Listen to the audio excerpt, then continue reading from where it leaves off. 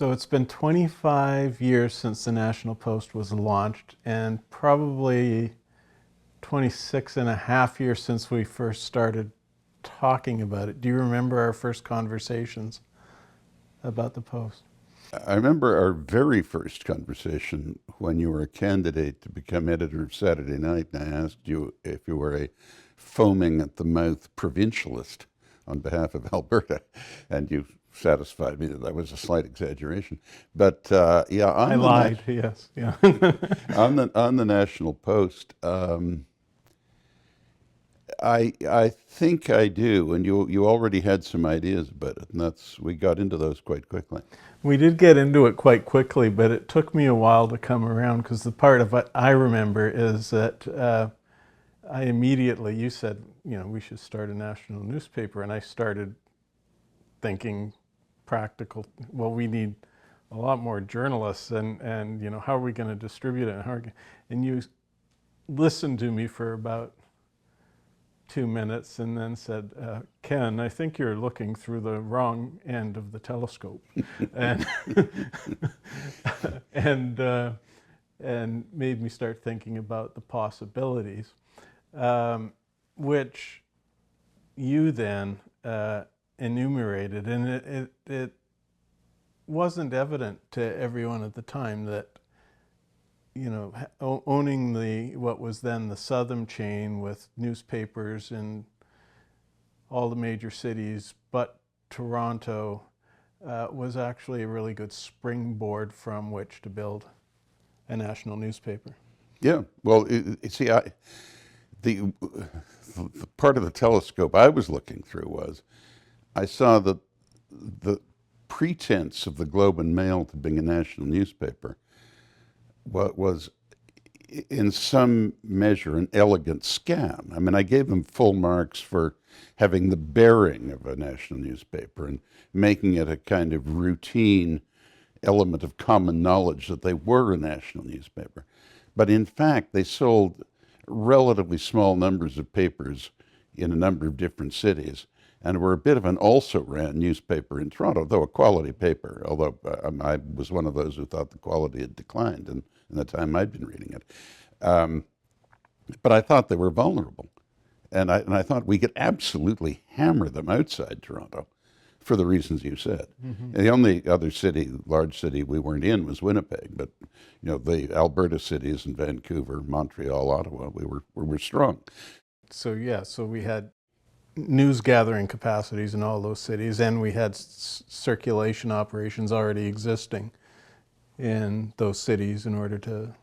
And the other ingredient that we had that wouldn't have come quickly to the mind of anyone else, but was we could supply the paper with a practically unlimited amount of high-quality material from the London Telegraph, the Jerusalem Post, and the Chicago Sun-Times.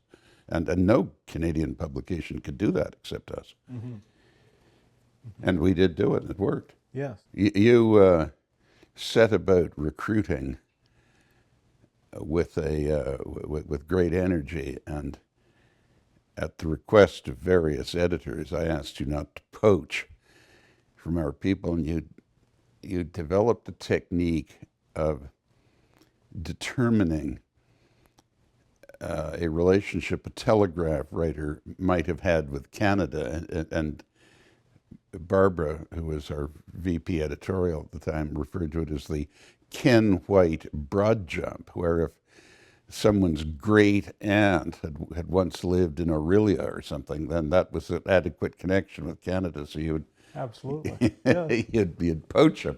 And I was getting howls of concern from the editor in London about this, but well, I felt really unapologetic about that, because in another early stage meeting we had about the Post after we'd done some business plans, and you got Don Babbitt and some others from Southern involved in the planning of it. We met with the Hollinger board to talk about it, and I don't know if you remember this, but it's always stood out very clearly to me, because at one point in the meeting you went around the table and you asked Don Babbitt, who's going to be the publisher, whether he thought this thing was a runner or not. And Don said, well, if we get the product right, yeah, I think it'll work. And then you asked Dennis Skolsky, who was going to be running the circulation side, and he said, yeah, I think this is a great idea if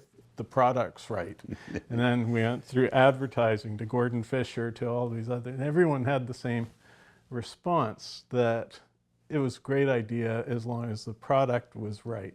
So I decided at that moment that we had to do absolutely everything we can to make sure the product was right. And so that meant taking full advantage of both the news resources that you had throughout the chain, and also the talent that you had throughout the chain. But it was really a self-selecting process. People wanted to come to the National Post because they thought a startup was a great adventure, right? And there was it was the most interesting thing that had been done since the launch of the Toronto Sun, I guess. Exactly, yeah. And a lot of other people didn't want to come because it was a big unknown, you know, what would happen to my career, what would happen to my pension if this thing tanked in a couple of years. So, you know, people either got it or they didn't. But the atmosphere, I thought, was improved by the near hysteria we caused at the Globe and Mail and even the Star. I mean, at the Star, John Hondrick somehow got it into his mind we were aiming at him, and we weren't. No. And if you read his memoir, it's he describes the newspaper war as the fight of his life. But it had nothing to do with Not him. a damn thing. No. He never came up in any of the conversations. We were focused on the Globe and Mail because we thought we could. Well, they were. See, I thought it was sort of like the British Indian Empire. They had 100,000 Englishmen in this country of 400 million people, and yet they had everyone believing in the inviolability of the Raj, you see, until Gandhi, started, stirring things up. But So you're Gandhi in this? Well, a little bit, yeah, more like Nehru, I suppose. But I mean, some of the Mahatma's habits, I'm not one to criticize, but he was too austere for me. But there was an element of a facade at the Globe. Mm-hmm. And I mean, I think they sold about 5,000 copies in Vancouver and several thousand in Montreal and several thousand in Ottawa. But I mean, as a national newspaper, as something like a Wall Street Journal or something, it wasn't that at all. And the other aspect, of course, was a policy or ideological aspect. I mean, you and I were both of the view, and so were a lot of our people, that really we had in those days a 1.5-party political system because the Liberals governed most of the time. And there was this almost wall-to-wall, lockstep consensus that you had to govern to the left of the Americans and you had to appease Quebec. And that was essentially public policy in this country. And I mean, we were certainly not anti-Quebec, but we thought there was an alternative. Sure, yes. And I think that was a really important point of distinction for the newspaper, and also stylistically. You know, we learned a lot from the Telegraph, and I spent about a week or 10 days in that newsroom. It was the only time I'd ever in my life spent in a newsroom before the National Post was at the Telegraph, and I met Martin Newland there, who came over as deputy editor and was a huge influence on how we approached news. But there was a certain energy around the news gathering, and also things like we had a lot of good columnists, and we played them up front. We put them on the front page, which nobody else was doing at the time. We put a lot of color into the newspaper, which wasn't being done in Canada at the time. These things were fairly common in the UK. That Telegraph newsroom was the greatest newsroom in the world, I think. It was a powerhouse. Yeah, it was amazing. And I learned a lot there, and we brought over a few key people, Martin being the key person, and but also David Walmsley came over in that Now on that ship, the very comfortable editor of the Globe and Mail. That's right. So there was a lot of really great talent in that original newsroom, and the newspaper had, even from early days, a fairly unique voice and fairly unique style in Canadian journalism. It didn't look like other papers. It didn't read like other papers. Within 2 or 3 years, a lot of the other papers started looking much like the Post did. Well, you said at the time in a private memo, I mean, just circulated around amongst us, that the Globe and Mail was ashen, and I thought it was an excellent choice of words. Look, I'm not here to bash the Globe and Mail; it's a famous and distinguished newspaper, but it was, and it was terribly pompous. Yes, and it was black and white throughout, and they had not very strong columnists at the time, and a very institutional voice, an authoritative institutional voice. But as Paul Wells said, in particular reference to one of the writers who I won't name, it was just relentlessly serious. Mm-hmm. And of course, you know, it's not a frivolous thing, but a little humor is not a bad idea, you know. Yeah. It's one thing to conceive of a national newspaper, and then another thing to actually see it come out. Well, when you saw it, did it meet expectations? Did it surprise you? Was it what you thought you were going to get when all this started? Yeah, I was sort of surprised that the picture was of John Glenn, the astronaut, although that was the topical story. But you mean the front page in the first day? Yeah. To have an American was, ideal. It would have been a Canadian person, but it was a perfectly justifiable thing on the news of the day. But yes, I thought it was lively, caught your attention, and held your attention going through it. I thought from the beginning it was excellent. Now it took longer to launch than we had anticipated, and I remember the late great George Jonas saying, who was one of our starting columnists, saying, my wife Barbara was formerly married to him, but I was friendly with him too, and he said that the two leading influences, as far as he could see, were you and Gordon, and George said, well, it seems to be Ken Whyte and Gordon Fisher who are assembling this, and if we go with Ken, I'm afraid it will never come out, and if we go with Gordon, it'll come out, but no one will read it. That's not fair to Gordon, but you gave us 9 months to launch a newspaper from scratch, and we hit our deadline. Mm. I thought we went over a little bit, but maybe I'm wrong. No, I think we might have. Yeah, it might have been 2 or 3 weeks later. But for God's sake, we had to assemble a newsroom, about 200 people. In the middle of the game, you would go and purchase the Financial Post, which we had to integrate into the plus point, we were building. It made us a better newspaper coming out of the gate. Gave us a very substantial business you got section, some subscribers too, and some subscribers. Yes, all that's true, and an advertising base. But it was a little bit disruptive in terms of the plans and what we had to accomplish. I'm making excuses now for being 2 or 3 weeks late, but in the end, it didn't really matter. No, but there were some hilarious moments. I remember, I may get the details of this slightly wrong, but you encountered John Hondrick, and he made some comment that he thought that you found slightly annoying, but unknown to him, you'd engaged John Fraser. John Fraser had been working for the Star at one point, and John Hondrick put him in another position. Mm-hmm. So your reply to John Hondrick's skeptical remarks about the National Post were to congratulate him on having moved Fraser to his new position. Did John Hendrick ever afterwards mention that? No, it never came up again. But yeah, that was one point at which Hondrick was legitimately involved, I guess, in the newspaper war. But But he was. I never detected.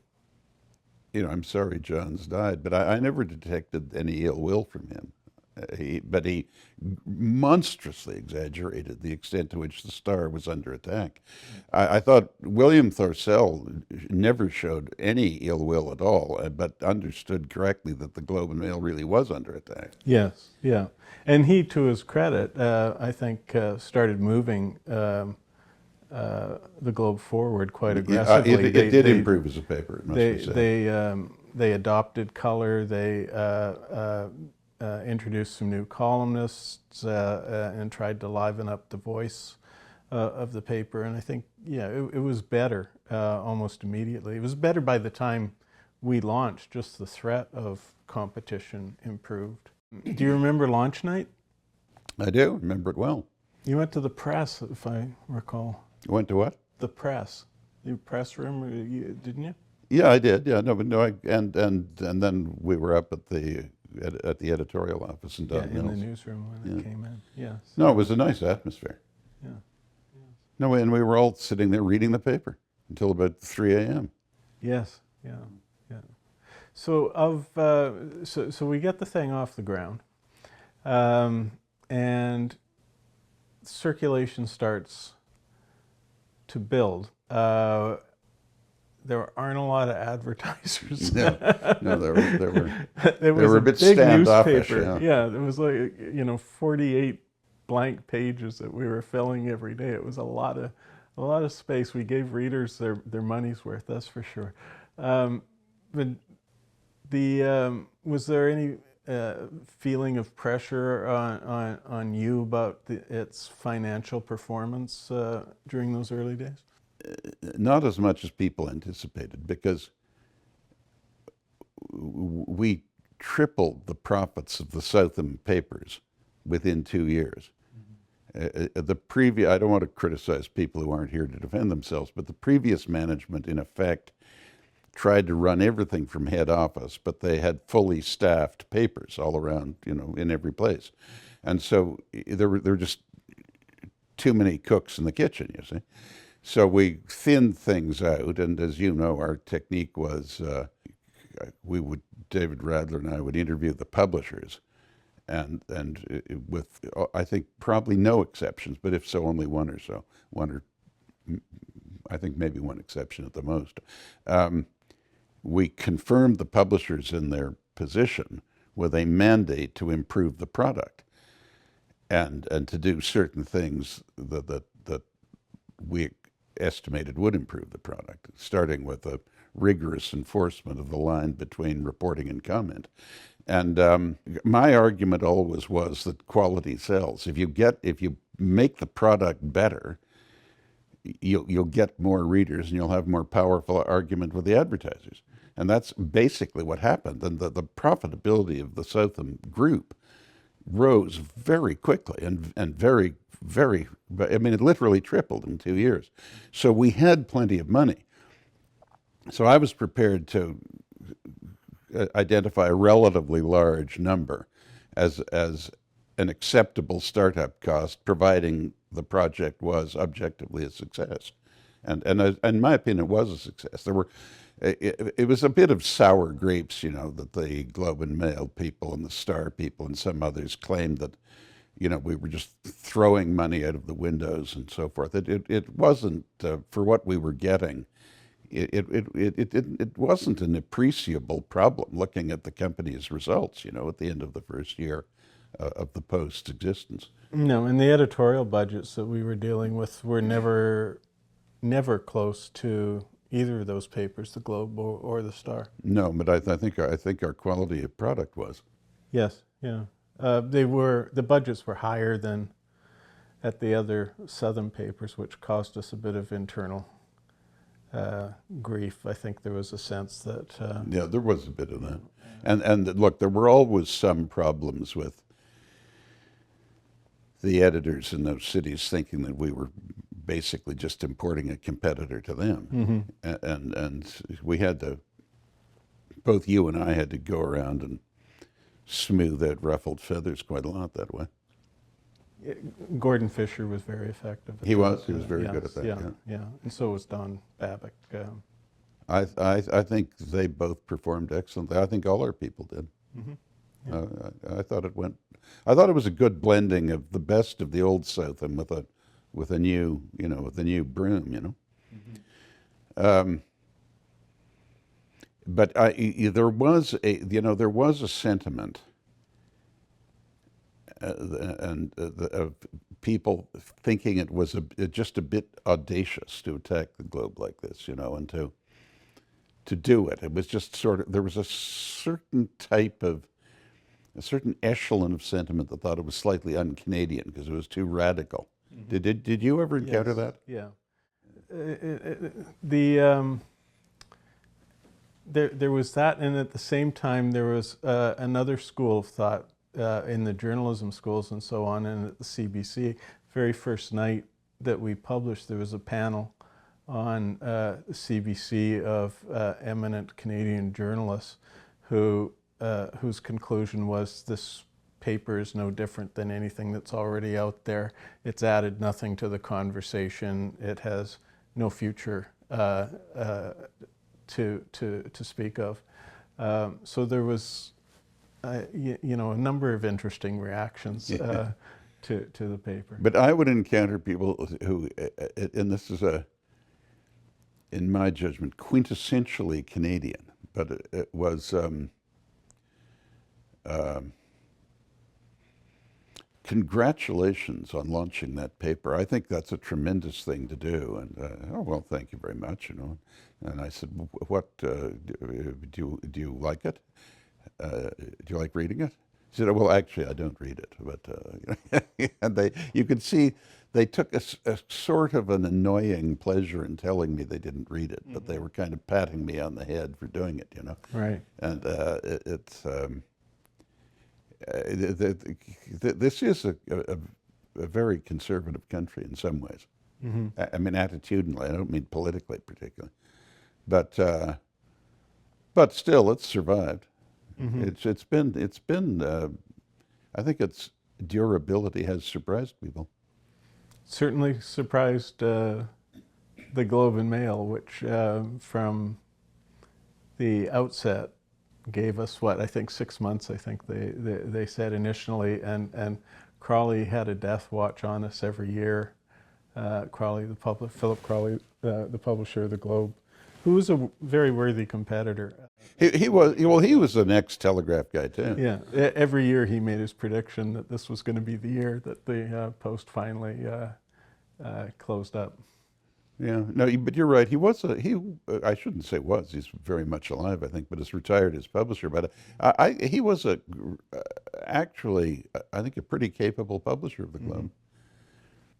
One of the other things I wanted to touch on, which I thought was really important to the success of the Post, and it's again something that the Telegraph influenced, was the design. And it's funny how big a deal small things could be back then in that time of newspapers, but just putting those little ear lugs on either side of the masthead where you sell little pictures selling stories inside was actually a controversial thing back at the time because it was seemed to be a degree of showmanship that was somehow unwanted in a serious newspaper.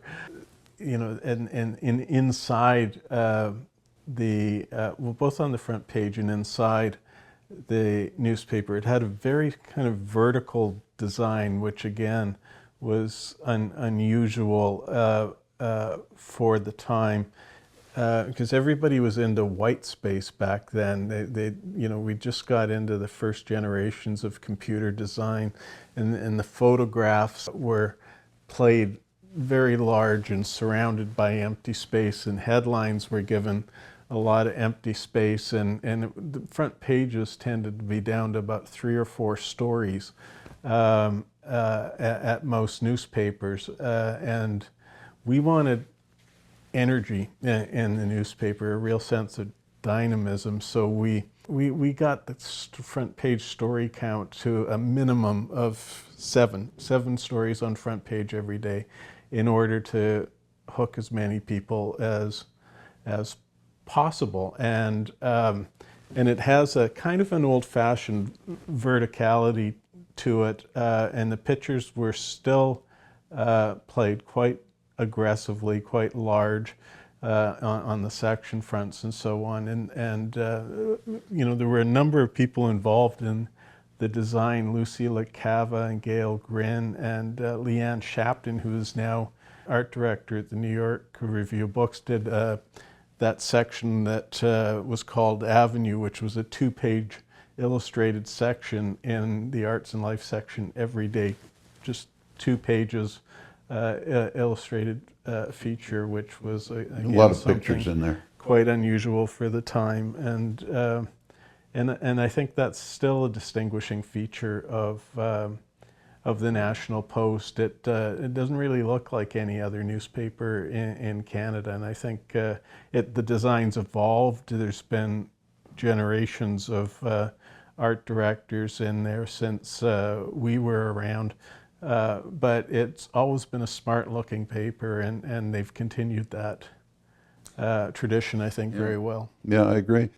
One of the great things that the Post did, though, it really did shake things up in terms of opportunity in Canadian journalism, because you know there had been for so long that if you wanted a job at a newspaper, you started on the bottom rung. You did your 5 years on the city desk, and then you might get a promotion to a beat writer's position, and then you do that for 5 years, and you might get a chance to you know, be a lead reporter or a columnist or something. But it was a very stagnant employment pool at that time, and we came in and found huge numbers of really talented young people who we essentially gave them their first jobs, and they've all gone on. I won't name people because there's just too many, and I'll forget some, but they've all gone on and done wonderful things. There was a lot of people who were lower level desk people, editors and so on, who came over to the Post in more senior positions and have had really good careers after that. And because we were hiring, other newspapers started hiring and bulking up. Talent became a little more important than it had been, a lot more important, in fact, than it had been for generations in Canadian newspapers. So it's amazing what just one addition to the competitive pool can do for the whole environment. We also had, I think, a very significant impact, and here it wasn't only the National Post. A number of the other Southern papers were operating in the same way, by introducing the fact that there was a moderate, intelligent, conservative political option. I think some people were expecting us to be sort of extreme and strident. In general, I think people took note of the fact that, yes, we had a different position, but no, we were not extremist, and we were not, you know, saying, you know, let them eat cake and let's just, you know, stop giving out unemployment insurance or something. It was just what some people expected us to do, you know. It's, you know, looking back on it, and I was looking back at the first edition just the other day, and you see the range of voices, the range of opinion that was in the newspaper at that time. I think would really surprise a lot of people who, in today's polarized political environment, are used to seeing all liberal voices at one place and all conservative voices at another. There was a real mix of people at the National Post, its editorial line was consistently, small c conservative, but throughout the pages, there were a lot of different voices from a lot of different perspectives, and I think that always makes a livelier product, but it doesn't seem to be the preferred way to go now. Yeah, and we had a lot of individual writers who weren't ideological and commented on issues in original ways. Christy Blatchford was one of the more Sure, conspicuous ones. I knew her well, but I never knew what she was politically. But she sort of took the human side of everything, very effectively. And there was always something fun in every issue, which I think the Post has done a remarkable job of sort of carrying on that tradition. It's still in Canada by far the most enjoyable paper to read. It's got a sense of humor about itself and about the world, and a lightness to it without being frivolous, but it knows how to laugh, and it knows how to entertain its readers, and I think that's always been a strength, and it's been, I think, a terrific thing that carries on to this day at the paper. Yeah, well, I'm one of their columnists now, so You're the lightness. Yeah. Well, I try to not to be too serious, And life is serious enough. You've got to give it a bit of relief sometimes. Did the Post? What did the Post do for the Southern chain? You eventually sold the assets to Izzy Asper. Where did the Post figure into that deal? Was it important? Was it? Yeah, that one. The Post remained half and half, and I remained as the publisher for a couple of years, and then we found that it was like a kind of a pantomime horse, Then, so we sold completely. But Izzy promised me that he would maintain the paper, and I think, of course, he unfortunately died shortly after, but. I think in general they did, and then in the Paul Godfrey era, I think Paul tried to maintain it and not interfere in it too much. I wasn't so close to it then, but that was my impression anyway. What I was trying to get at was when, obviously, the Post lost money its first few years, but did it add value to the Southern chain? Do you get, what was the figure of the eventual sale to Izzy? Was it 2 billion, 3 billion? No, it was more than that. It was about 2.7 billion. Right. Yeah. No, he thought the National Post was a great thing. Look, it was an anomalous situation to have the country's leading newspaper company have no newspaper in the country's leading city. And as I say, I don't want to overemphasize this, but the Globe and Mail had got away with an elegant scam with this theory that it was in any kind of a national newspaper. It was nothing of the kind. It had no serious reporting from outside Toronto, and it wasn't a particularly competitive paper within Toronto. And but everybody was happy. The Sun had their niche as a tabloid. The Star had theirs. And the Globe had theirs, and it was a nice little cartel, but we interrupted it. But the four papers are still publishing, although they've been very difficult times for the newspaper business. That's still a very rare thing, isn't it? There aren't many. It must be the only 4 newspaper city in North America. New York is you've got the Journal, the Times, the News, and the Post. And of course, the suburbs of New York have their papers too. But that's a colossal city, and that's a different thing. I just going back to one thing we did touch upon. I had over the first few years of the National Post, I had all manner of members of the Parliamentary Press Gallery say what an impact it had up there. That there was. That it was just absolute groupthink, And then you sent some, I forget who your first correspondents were, but you sent a few people who were looked upon as virtual bomb throwers, but of course they were nothing of the kind. But who said, well, you know, wait a minute here. I mean, do we, as a country, do we really want to be doing this kind of thing? You know, and it did make a difference. Yeah, it was you know, just very aggressive in the political coverage, and I credit Martin Newland with a lot of that. You know, he was a good old style newsman, as good as I've ever met, and he gave really strong direction to the Ottawa bureau to just always be pushing stories and always be asking questions and not to take easy answers from politicians. And so there was it was a much more aggressive style of journalism than people were accustomed to. As an Albertan yourself, do you not feel that we actually played a significant role in not so much assisting the Reform Party, but assisting in the merger of the Reform Party and the Progressive Conservatives?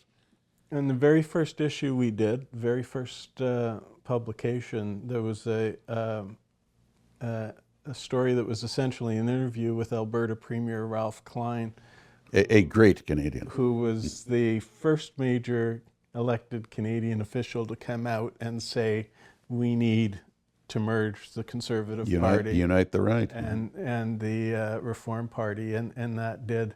And so that was one way the newspaper was influential in pressing for a united right in Canada. But we also were very critical of the government for its spending at the time, and it did have substantial debt. It was paying a ton of money to carry the debt.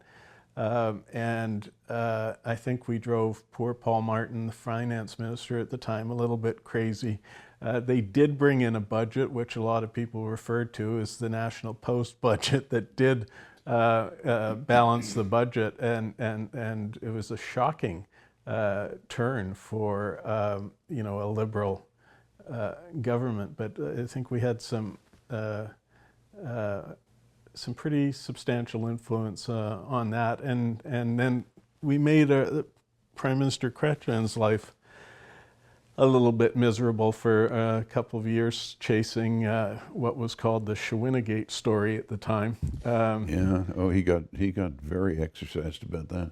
And you remember he wrote I said to him, you write your version, and we will, whatever you want, we will run it on prominently and without presuming to alter a word of it, which we did. Yes. But his version did not prove to be entirely accurate. No, it didn't. He not only misled our readers, but more seriously lied about it to Parliament, and I think it's still one of the most serious marks on his record. But it was, you know, it was a good time to be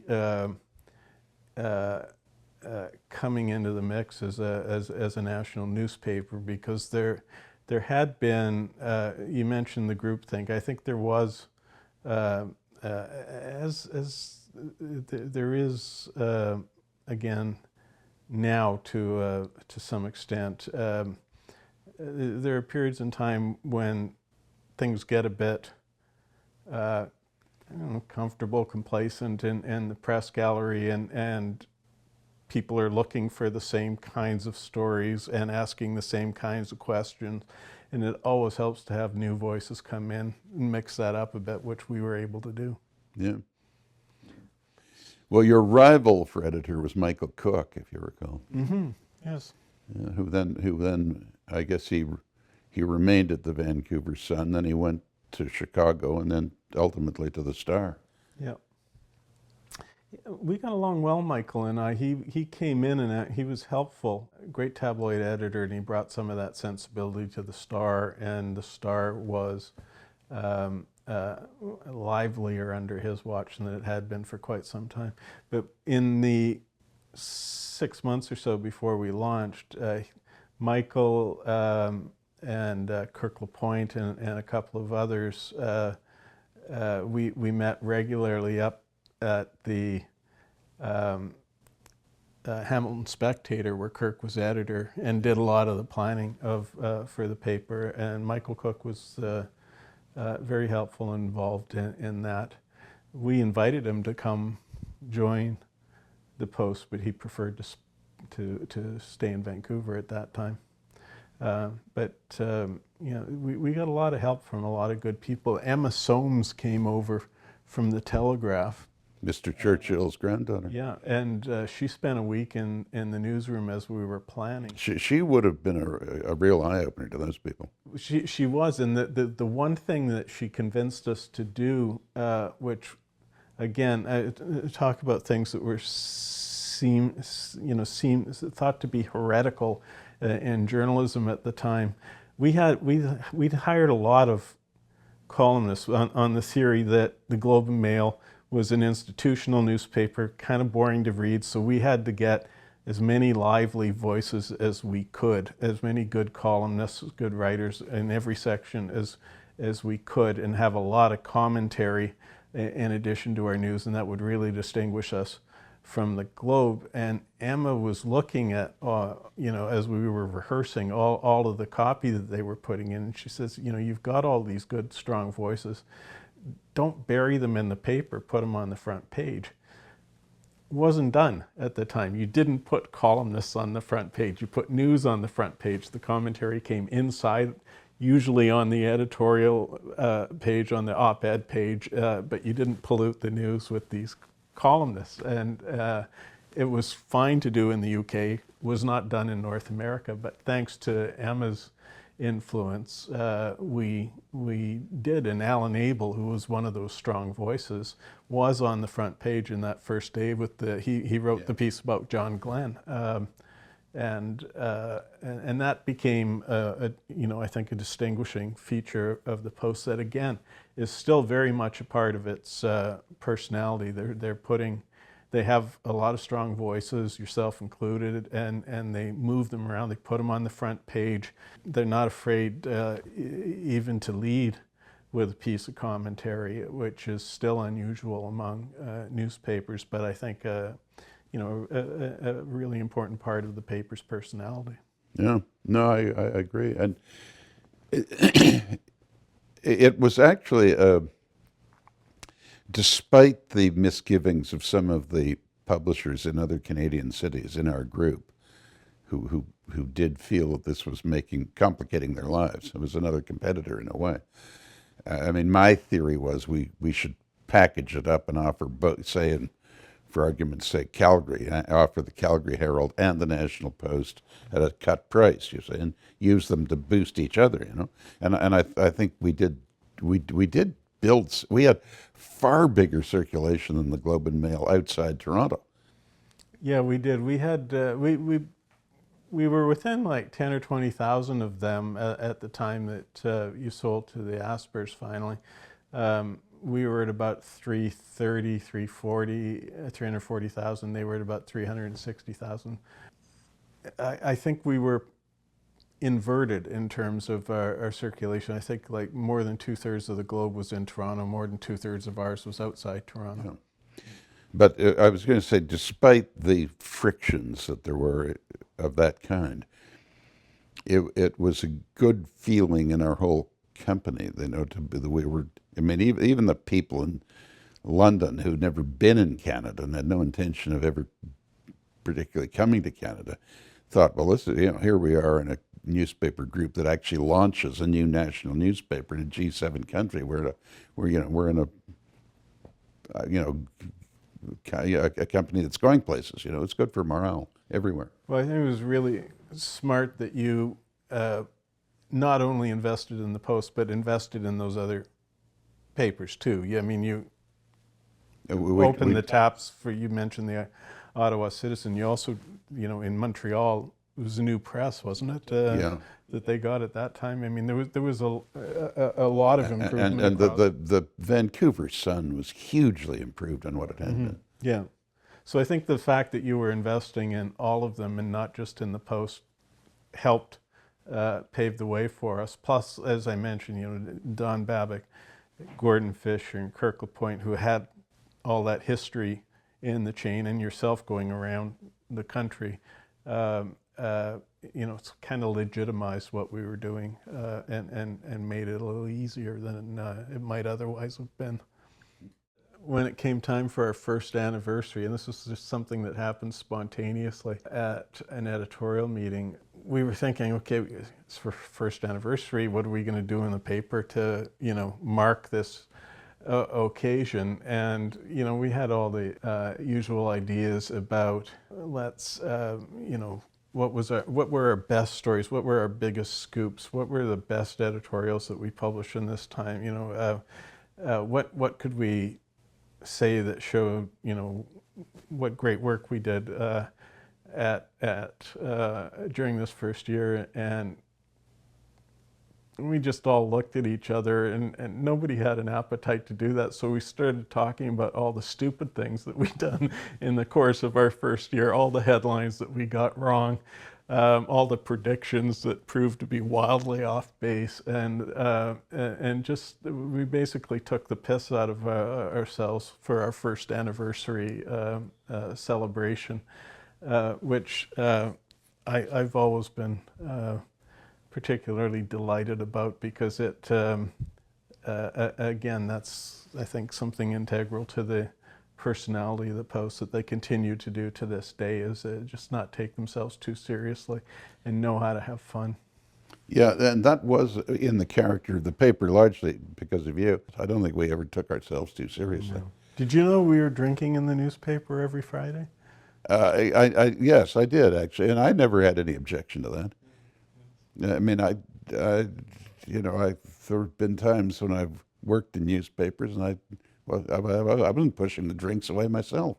I mean, but you don't do it at 11 in the morning. You do it at when No, you we basically waited until finish 3 the o'clock. paper. Yes, and it just kind of spontaneously happened. I think we got 2 cases of beer sent to the magazine, to the sports department, one week, and so they shared it with the rest of the newsroom. And the next week, the arts department decided that they would come in with several bottles of champagne, and then it just went department to department every week, drinks on Friday. So it was launched in '98, lost money for 5 years. You sold it finally in 2003. Was it worth it? Yes, I think so. I still think it's the best read in the country. Now I'm partial, of course. I thought it was necessary and useful, and frankly part of Canada growing up a bit more variety, and genuine competition for the idea of a national newspaper, instead of a Toronto paper that had been half-gassed in its home market, that sold a few thousand copies in several other cities and announced it was a national paper. And I mean, that's not to minimize the Globe and Mail. It's a good, famous paper, but it wasn't really a national paper, and it's much more of one than it was, and it has some competition, and in general, competition's a good thing. I think we invigorated the industry in the ways you said, and I'm glad we did it. I'm very glad we did it, aren't you? Look, for me, it was the highlight of my career. It's the most fun I've had anywhere that I've worked, and I can't tell you how many other people I worked with. We worked with at the Post, and people who've been there since that I didn't work with tell me that they had the same experience. So. It was a wonderful thing to have been a part of. It was a wonderful thing to do, and we are all grateful to you for having had the impulse to do it in the first place, and to see it through, because none of it would have happened without you. So thank you very much. Thank you, Ken. It was a great launch.